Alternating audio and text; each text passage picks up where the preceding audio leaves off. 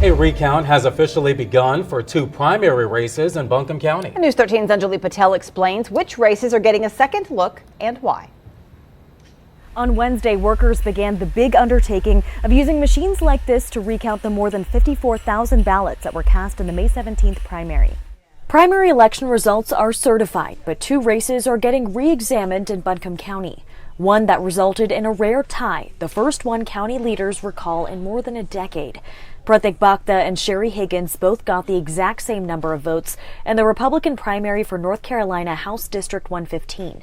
If the machine recount currently underway leads to a different result, then it could go to what officials call a hand-eye recount. So that would be where we have teams that that humans are looking at the ballots rather than the machines. Or if it's a tie again after the machine recount, it could also then go to a hand-eye count. If at the end of the recount process, machine and hand-eye, it is still a tie, that would go to a second primary. We reached out to Bhakta and are waiting to hear back. His opponent, first-time candidate Sherry Higgins, is a little nervous about potentially having another election day. I mean, I'd rather do that than lose, obviously, but it would be, the big concern there is that, sometimes it's hard to get enough people to come out on the primary day. So you're really going to have to work a lot harder to get people out just for this one race. As for the second race getting a recount, just 101 votes separate incumbent Todd Williams and Courtney Booth in the Democratic primary for district attorney.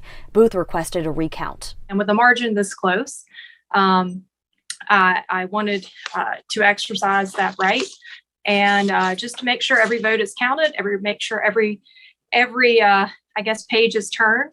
The incumbent said he appreciates the work of our local Board of Elections and that the decision to request a recount is in the discretion of the candidate. Now, the elections director expects these recounts to take about 3 to 4 days, and we will, of course, keep you updated as soon as we learn of any results.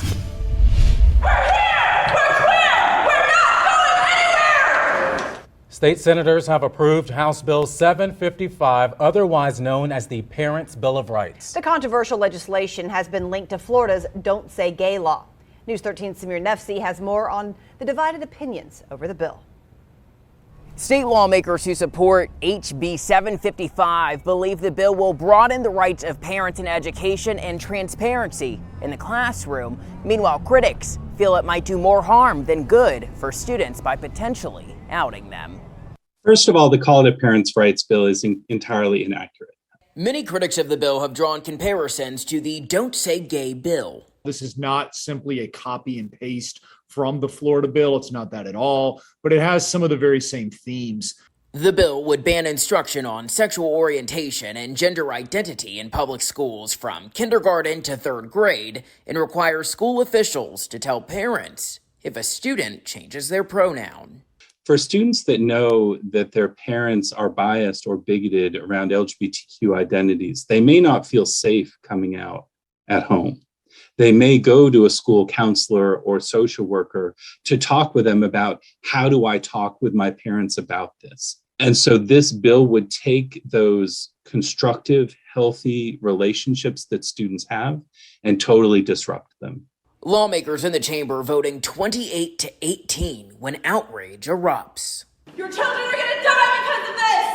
They will be wanting to express themselves. They will be wanting to be themselves. And they will be denied by their parents. Senate Education Committee Chairwoman, Senator Republican Deanna Ballard says, quote, "Schools shouldn't be withholding information from parents about their child's well-being.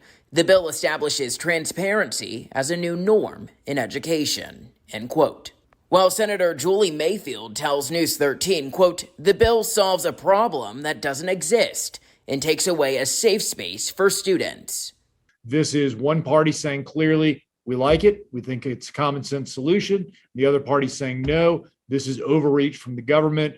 As for what's next for the bill, it'll move to the House of Representatives, where it is likely to pass, according to political expert Chris Cooper. Then it'll make its way to the governor's desk. Now it's expected that Governor Roy Cooper will veto the bill.